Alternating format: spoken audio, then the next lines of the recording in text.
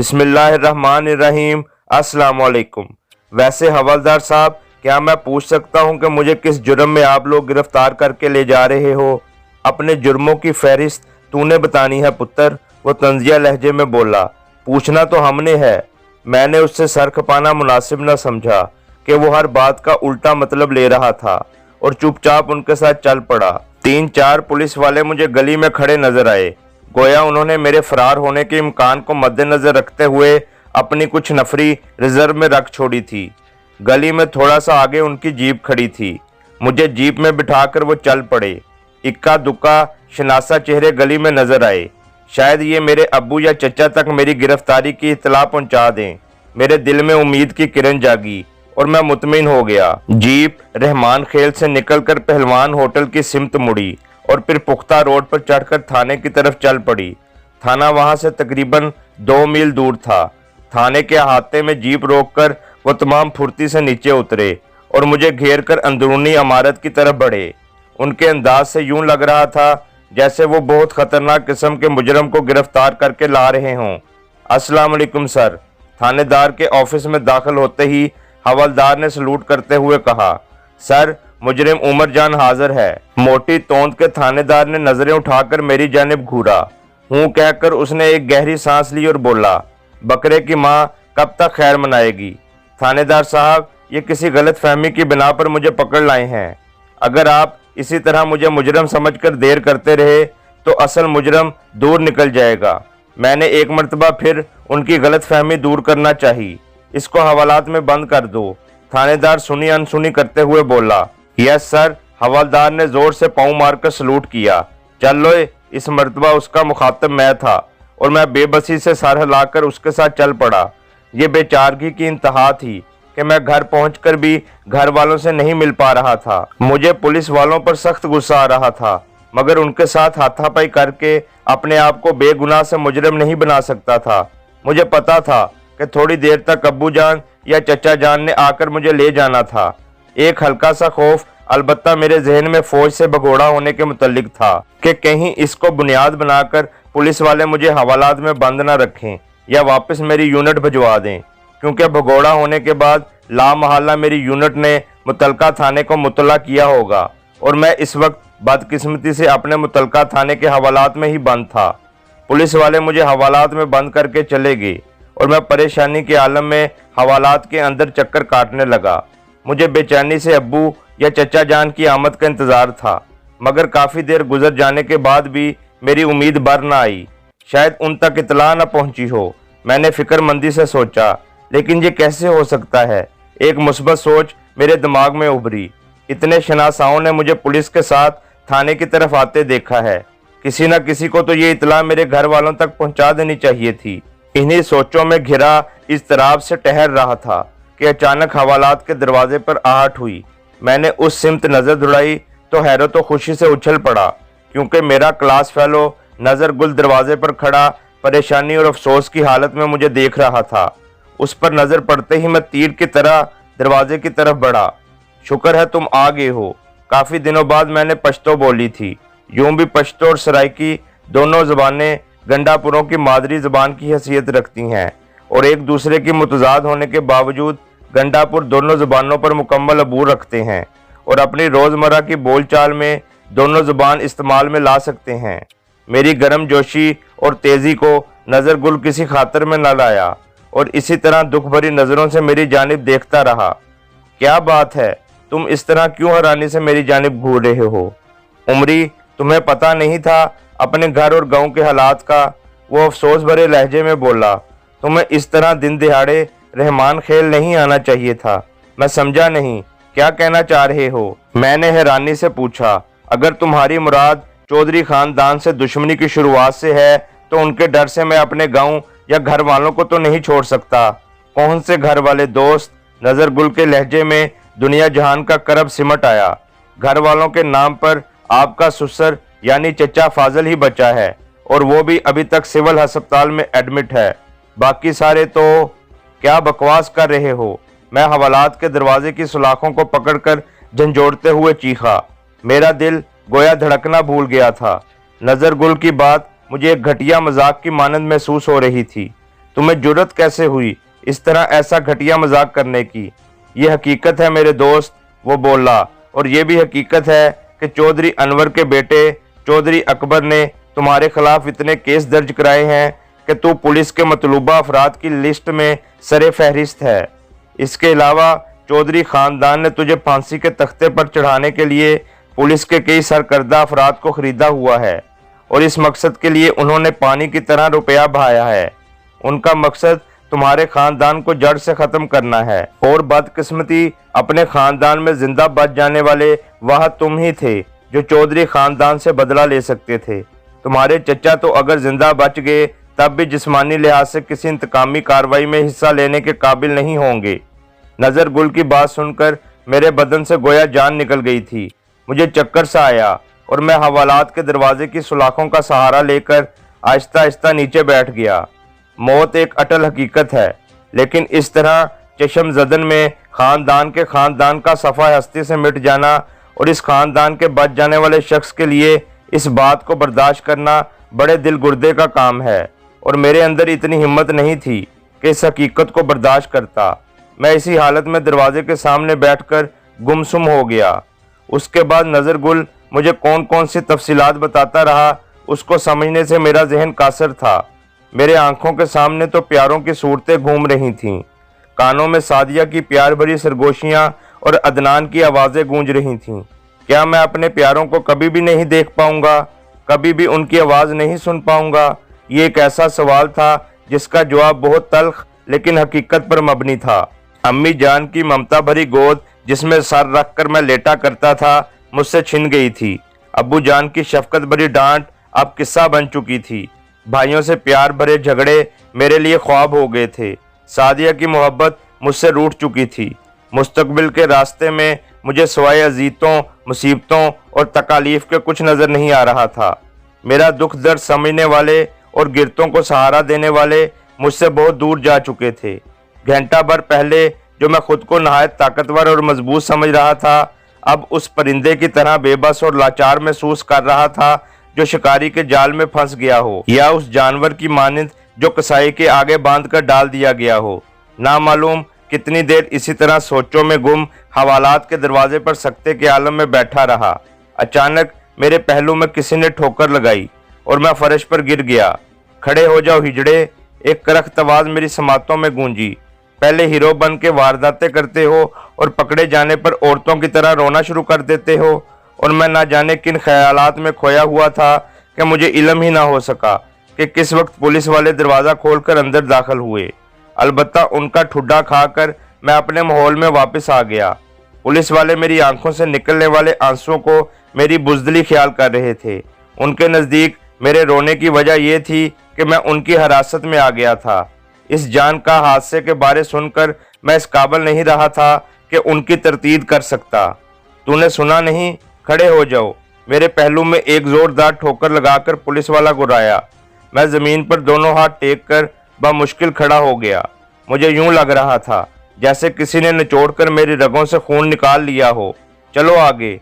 एक ने मुझे बाजू से पकड़कर हवालात से बाहर धकेला और मैं एक मर्तबा फिर लड़खड़ाकर जमीन बोस हो गया। मैंने दोबारा हाथ टेक कर उठने की कोशिश की, मगर पीठ पर लगने वाली ठोकर ने मुझे खाक चाटने पर मजबूर कर दिया। उसके बाद 2-3 ठोकरें मेरे पहलू में लगीं, लेकिन हैरानकुन बात यह थी कि मुझे तकलीफ बिल्कुल महसूस नहीं हो रही थी। खड़ा करो इस बेगैरत को। वो गालबन उनका सीनियर था कि उसकी गुर्राहट सुनते ही 2 बंदों ने मुझे दाएं बाएं से पकड़कर झटका देकर खड़ा कर दिया। ले चलो इसे ऑपरेशन रूम में। थानेदार साहब बेदर्दी से इसका इंतजार कर रहे हैं। वो दोनों तकरीबन मुझे घसीटते हुए ऑपरेशन रूम की तरफ बढ़ते चले गए। ऑपरेशन रूम से मुराद कोई अजियत रसानी का कमरा होगा। मेरे जहन में सोच उभरी, जिसकी तस्दीक मुबैना ऑपरेशन रूम में दाखिल होते ही हो गई। इस अजियत रूम में ले जाते ही सबसे पहले उन्होंने मुझे लिबास की कैद से आज़ाद किया और फिर लकड़ी की बड़ी सी मेज़ पर औंधे मुंह लटाकर वो तशद्दुद शुरू कर दिया जो बयान से बाहर है। इस मामले में मुझे इंडिया का अकूबत खाना अपने वालों से बहुत बेहतर नजर आया। हैरानकुन बात यह थी कि बगैर कुछ पूछे उन्होंने मुझे जदोकोब करना शुरू कर दिया था। पीठ और कूल्हों पर चमड़े के लित्तर बरसाने के बाद उन्होंने मुझे बिजली का करंट लगाना शुरू कर दिया। मेरे हाथ और पांव उन्होंने पहले से ही मेज पर लगे हुए कुंडों से जकड़ दिए थे। इस अजियत रसानी के मरहले में मैं कई दफा बेहोश हुआ। नामालूम वो किस बात का बदला ले रहे थे। काफी देर मुझे तख्ता मशर मनाने के बाद उन्होंने मुझे मेज से खोलकर छत से लगे हुए कुंडों के साथ उल्टा लटका दिया। एक भरा हुआ पानी का टब सर के नीचे रखकर उन्होंने मेरी टांगों की बंदिशें इतनी ढीली की जिससे मेरा सर टब के पानी में डूब गया, और फिर बेहोश होने से पहले उन्होंने मेरी टांगों के साथ बंधी रस्सी को टाइट किया तो मेरा सर पानी से बाहर आ गया। काफी देर तक ये खेल जारी रहा, यहाँ तक कि मेरी नाक और मुंह के रास्ते काफी पानी मेरे पेट में दाखिल हो गया। इस दौरान मैं 2-3 दफा बेहोश भी हुआ। तीसरी दफा मुझे होश आया तो मैंने अपने आप को सीधा खड़ा हुआ पाया। मेरे हाथ छत के साथ लगे हुए कुंडों के साथ मजबूती से जकड़े हुए थे। हाँ भाई भगोड़े साहब, क्या हाल है? मोटी तोंद वाला थानेदार मेरे पेट में दस्ती छड़ी चुभोता हुआ बोला। थानेदार साहब, आप मुझसे किस बात का बदला ले रहे हैं? गमो गुस्से की शिद्दत से मुझे अपनी आवाज खुद भी बेगानी सी लगी। बदला किस बात का भाई? ये तो हमारे करम फरमा की ख्वाहिश थी। करम फरमा? मेरे लहजे में हैरानी थी। जी फौजी साहब, दरवाजे की सिमत से एक गरजदार आवाज आई। सफेद लट्ठे की शलवार कमीज और उसके ऊपर स्याह वास्कट पहने चौधरी अकबर मुझे दरवाजे से अंदर दाखिल होता हुआ दिखाई दिया। हम हैं इनके करम फरमा। याद है ना तूने क्या कहा था मुझे कि जो कुछ कर सकता हूं कर लूं। अभी कुछ तो कर लिया और कुछ करना रहता है। चौधरी तूने बहुत बुरा किया है, बहुत ही बुरा। मेरी आवाज में अजीब सी दीवानगी झलक रही थी। ये मर्दों वाला काम नहीं है। अगर तेरे अंदर थोड़ी सी भी मर्दानगी होती तू कभी भी इतना बड़ा जुल्म ना करता। तेरा मामला मेरे साथ था, ना कि मेरे घर वालों के साथ। हूँ मर्दानगी, वो तंजिया लहजे में बोला। मेरी नजर में मर्दानगी यही है कि दुश्मन की नस्लों तक को फना कर दो। अब तेरी बेहतरी इसी में है कि मुझे यहीं पर हलाक करा दो, वरना अगर मैं बच गया तो। मगर मेरी बात मुकम्मल होने से पहले थानेदार ने नमक हलाली का सबूत पेश करते हुए मेरे चेहरे पर जोरदार थप्पड़ जड़ दिया। मेरे सामने चौधरी साहब से मुंह मारी करता है। थप्पड़ मारकर वो गुर्राया। नहीं नहीं थानेदार साहब, इसे बोलने दो। ये गरीब अपनी मौत को आसान बनाने के चक्कर में है, मगर इसे पता नहीं कि उसने किस शेर को ललकारा है। शेर और तू? मैंने नफरत से जमीन पर थूकते हुए कहा। अगर तेरे अंदर जरा भी गैरत है तो मेरे हाथ खोल दो। तुम्हारी मर्दानगी का भरम इन सब के सामने ना खोल दूं तो कहना। सुन लिया थानेदार साहब? वो मेरे बजाय थानेदार से मुखातब होकर बोला। इसका मतलब है आप लोगों ने इसकी मेहमान नवाजी सही तरीके से नहीं की। चौधरी साहब, अभी तो शुरुआत है। थानेदार खुशामदाना लहजे में बोला। आगे आगे देखिए होता है क्या। थानेदार साहब, आप सरकार के मुलाजिम हैं या चौधरी अकबर के? चौधरी अकबर ही हमारी सरकार हैं। वो इसी तरह खुशामदाना लहजे में बोला। लानत है तेरी ऐसी थानेदारी पर। मैं नफरत भरे लहजे में बोला कि तुम चंद टकों की खातिर एक बेगुनाह पर इतने जुल्म ढा रहे हो। कौन सा बेगुनाह? वो जहर खंद लहजे में बोला। कानून अंधा होता है फौजी साहब। तुम्हारे खिलाफ 3 केस दर्ज कराए जा चुके हैं और उनकी तहकीकात करना हमारा फर्ज है। तुम गुनाहगार हो या बेगुनाह, इसका फैसला तो अदालत का काम है। यह हमारा काम है तफ्तीश करना और मुलजम से पूछगछ करना। वही हम कर रहे हैं। मगर अभी तक आप लोगों ने मुझे सिर्फ टार्चर ही किया है, पूछगछ तो कुछ भी नहीं की। जबकि आपका काम है पहले मुलजम से पूछगछ करना और उसके बाद जिस्मानी तौर पर टार्चर करना। अगर वो अपनी बेगुनाही साबित ना कर सके तो। हा। थानेदार ने अपनी मकरू आवाज में कहका लगाया। अब तुम हमें तफ्तीश के तरीके सिखाओगे? थानेदार साहब, ये हर मुलजम का हक है कि इसे इस जुर्म के बारे में बताया जाए जिसकी पदाश में वो हिरासत में लिया गया हो। वो भी बता देंगे सरकार, जल्दी किस बात की है? थानेदार तंजिया लहजे में बोला। आप लोग गपशप करें, मैं सुबह आऊंगा। चौधरी अकबर मूछों को ताव देता हुआ बोला। उस वक्त तक आप इसे भी लाइन पर ले आएं, कम से कम उसकी बोलती ही बंद हो जाए। इसने तो हमारा एहतसाब शुरू कर दिया है। आप बेफिक्र रहें चौधरी साहब, थानेदार ने इसे तसल्ली दी। इसकी बोलती तो मैं इस तरह बंद करूंगा कि दुनिया देखेगी। और चौधरी अकबर सर हिलाता हुआ कमरे से निकलता चला गया। इसके जाने के बाद पुलिस वालों ने सुबह तक मुझ पर जो जुल्म ढाए और जिस किस्म की अजीयतें पहुंचाईं, अगर वो लिखी जाएं तो कई सफ़ात भर जाएंगे। मैंने पुलिस वालों के जुल्म और बेरहमी के किस्से सुने थे, मगर इनसे वास्ता पहली बार पड़ा था। इस तशद्दुद के दौरान मैं कई मरतबा बेहोश हुआ, कई मरतबा मेरी चीखें बुलंद हुईं, लेकिन वो इससे लाताल्लुक अपने काम में मसरूफ़ रहे। ये सिलसिला कहीं सुबह अज़ानों के वक्त ख़त्म हुआ। अकूबत खाने से निकालकर उन्होंने मुझे हवालात में ला फेंका। मेरा तमाम बदन फोड़े की मानंद दर्द कर रहा था। भूख, प्यास और नींद की कमी ने मुझे निढाल कर दिया था। मैं काफ़ी देर इसी तरह गनूदगी की हालत में पड़ा रहा। ना जाने वो दिन का कौन सा पहर था कि मेरे कानों में नज़र गुल की आवाज़ आई, उमर जान, उमर जान, उमरी, उमरी। मैं बामुश्किल सीधा होकर उसकी तरफ मतवज्जा हुआ। ये लो, पानी पी लो। उसने दरवाजे की सुलाखों से हाथ अंदर करते हुए मेरी जानिब पानी का गिलास बढ़ाया, जिसे बेसब्री से झपटकर मैंने एक ही सांस में खाली करके उसकी जानिब वापस बढ़ा दिया। मेहरबानी नज़र भाई, मैं ममनूनियत से बोला। मुझे बहुत अफसोस है उमर जान कि मैं तेरे लिए इससे ज़्यादा कुछ नहीं कर सकता। वो अफसोस भरे लहजे में बोला, ये सब भी मैं थानेदार की लाइल्मी में कर रहा हूँ। इस मर्तबा उसने अखबार के कागज़ में लिपटी हुई कोई चीज़ मेरी तरफ बढ़ाई। मैंने खोलकर देखा तो वो तंदूरी रोटियां थीं, जिनके साथ दाल का सालन था। इतने बड़े हादसे के बारे में इल्म होने के बाद चाहिए तो ये था कि मुझे भूख और प्यास बिल्कुल महसूस ना होती, मगर ज़िंदगी बहुत प्यारी चीज़ है।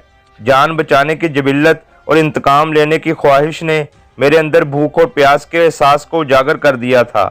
मैंने नज़र गुल की मजबूरी का एहसास करते हुए चंद लुकमों में उन रोटियों को ख़त्म कर दिया।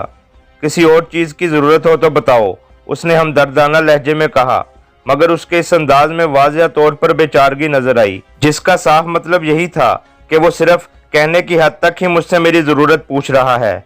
इसको पूरा करना उसके बस से बाहर था, और जितना कुछ वो कर सकता था उसने मेरे लिए कर लिया था। मैंने भी उसको इम्तिहान में डालना मुनासिब न समझा और नफ़ी में सर हिला दिया। वैसे एक बात तो बताओ, पूछो, फौज से भागने के बाद तुम इतना अरसा कहाँ गायब रहे? ये एक लंबी कहानी है दोस्त, कभी वक्त मिला तो बताऊंगा। अभी तो तुम मुझे गांव के हालात से आगाह करो, क्योंकि मुझे बिल्कुल इल्म नहीं है कि मेरे पीछे गांव में क्या होता रहा है। कल सब कुछ बता तो दिया था तुम्हें, वो हैरानी से बोला। कल मुझे होश कहाँ था? मुकम्मल तफसील तो खैर मुझे भी नहीं मालूम, अलबत्ता सुनी सुनाई बातें आपको बता देता हूँ। ये कहकर उसने जो कुछ बताया, इसका लुब्बे लुबाब ये था कि जिरगे ने फैसला हमारे हक में दिया था, जिसे चौधरी अनवर ने बहालत मजबूरी तस्लीम कर लिया था। जिरगे ने यह फैसला भी किया था कि जब भी चौधरियों के मवेशियों ने हमारी फसल को कोई नुकसान पहुंचाया तो चौधरी अनवर इस नुकसान को पूरा करने का जिम्मेदार होगा। जिरगे के इस फैसले पर जहां मेरे भाइयों को अजहद खुशी हुई थी, इसी निस्बत से चौधरी खानदान गमो गुस्से में डूब गया था। और फिर यह गुस्सा उन्होंने एक दिन मोहम्मद जान भाई की पिटाई करके निकाला, जिसकी वजह यह हुई कि चौधरियों की एक गाय हमारे खेत में घुसी, जिसे डंडा मारकर भाई मोहम्मद जान ने खेत से बाहर निकाल दिया। चौधरी अनवर के बेटे चौधरी अकबर और चौधरी आजम इस बात को बुनियाद बनाकर मोहम्मद जान से लड़ गए कि मोहम्मद जान को कोई हक नहीं पहुंचता था कि वो इनकी गाय को मारे, क्योंकि फसल को होने वाले नुकसान के वो जिम्मेदार थे। शोमई किस्मत कि मोहम्मद जान भाई वहां पर अकेला था और वो दोनों भाई बिमा अपने गुंडों के मौजूद थे। मोहम्मद जान भाई जब गिरता पड़ता जख्मी हालत में घर पहुंचा तो अबू जान और चचा फाजल घर में मौजूद नहीं थे। अगर वो मौजूद होते तो शायद इस मसले का कोई बेहतर हल निकालते। अलबत्ता भाई हाकम जान और अहमद जान दोनों घर पर मौजूद थे। दोनों ने मोहम्मद जान की हालत देखते ही हथियार निकाले और वो कुएं की जानिब दौड़ पड़े। मुखालिफ भी आगे से तैयार थे। मेरे भाइयों को दूर से देखते ही उन्होंने फायरिंग शुरू कर दी। मेरे भाइयों ने भी खेतों की मंडेर की आड़ लेकर जवाबी फायरिंग शुरू कर दी। दोनों पार्टियां चूंकि आड़ में थीं, इसलिए किसी किस्म के जानी नुकसान से महफूज रहीं। गंडापुरों के अंदर चूंकि इस तरह की फायरिंग रोज़मर्रा का मामूल है, इसलिए लोगों ने कोई ख़ास तवज्जो न दी। ये फायरिंग शायद इस तरह मज़ीद कुछ देर जारी रहकर किसी भी पार्टी की पसपाई या एम्यूनेशन ख़त्म होने की सूरत में बगैर किसी जानी नुकसान के ख़त्म हो जाती। मगर बदकिस्मती से चौधरी अनवर जो इस फायरिंग को रुकवाने के लिए आ रहा था, किसी अंधी गोली का शिकार हो गया। गोली उसको सर में लगी थी, इसलिए उसके बचने का कोई इम्कान न रहा था। चौधरी के गिरते ही दोनों तरफ से फायरिंग बंद हो गई। चौधरी अनवर के मरने के बाद चौधरी अकबर बड़ा होने के नाते खुद ब खुद घर का सरबराह बन गया था। उसने अपने बाप के कत्ल की रिपोर्ट दर्ज कराने की कोई ज़रूरत महसूस ना की। मेरे भाई भी इस वाक़े के बाद संभल गए थे। उन्हें पता था कि चौधरी खानदान लाजमन अपने कत्ल का बदला लेने की कोशिश करेगा, इसलिए वो हमेशा इकट्ठे घर से निकलते थे। चौधरी अनवर को मरे हुए बामुश्किल 1.5-2 महीने ही हुए थे कि एक रात हमारी हवेली में आग भड़क उठी। इससे पहले कि लोग इससे बाखबर होकर आग बुझाने की तदबीर करते, आग इतनी फैल गई कि लोगों के लिए उस पर काबू पाना मुश्किल हो गया था। लोगों की बेखबरी की वजह भी ये थी कि एक तो रात गई ये कार्रवाई हुई थी और दूसरा सर्दियों का मौसम होने की वजह से लोग मुंह सर लपेटे कमरों में घुसे हुए थे। तीसरी और सबसे अहम बात यह थी कि मेरे घर वालों ने ना तो कोई चीखो पुकार मचाई थी और ना ही किसी को मदद के लिए पुकारा था। ये तो जब आग के शोले खूब बुलंद हुए और तपिश और धुआं पड़ोसियों के घरों तक पहुंचा तो वो जागे और शोर करके पूरे गांव को इकट्ठा कर लिया, मगर उनकी आग बुझाने की तमाम कोशिशें रायगा गईं और मेरे घर वालों में से सिवाय चचा फाजल के और कोई भी ना बचाया जा सका। उसके जिंदा बच जाने की भी वजह यह थी कि वो देवड़ी में सोया हुआ था। अलबत्ता देवड़ी की छत के शतीर के इसकी टांगों पर गिरने की वजह से उसकी दोनों टांगें 2-3 जगहों से टूट गई थीं और वो ताहाल सिविल अस्पताल में दाखिल था और जिस्मानी तौर पर मजबूर होने के साथ साथ जहनी तौर पर भी मफलूज हो गया था। इसी तरह मेरी इकलौती बहन जमीला भी सदमे की शिद्दत में अपने हवास खो बैठी थी। ये बात यहीं तक रहती तो शायद मैं कभी भी हवालात में बंद ना होता, मगर एक रात चौधरी अकबर की हवेली में घुसकर किसी ने उसके छोटे भाई चौधरी आजम को गोली मारकर हलाक कर दिया और ऐनी शाहिदीन के मुताबिक ये काम मैंने किया था और इसके बाद किसी ने उसके खेतों को आग लगा दी और इसका इल्जाम भी मेरे सर लगा। चंद दिन बाद चौधरी अकबर का मामू और चौधरी अकबर का ही दोस्त उसकी बैठक में बैठे थे कि मैं चौधरी अकबर पर हमला करने की गर्ज से उनकी बैठक में दाखिल हुआ और चौधरी अकबर को बचाने की कोशिश में वो दोनों हलाक हो गए और चौधरी अकबर के नौकरों के बर वक्त पहुंचने पर मैं वहां से भाग गया। तीनों केस मुख्तलिफ तारीखों में मेरे खिलाफ दर्ज थे और इन्हीं की पदाश में मैं थाने में बंद था। नजर गुल से ये बातें सुनते ही मुझे अपने बहुत से सवालों के जवाब मिल गए थे। जारी है।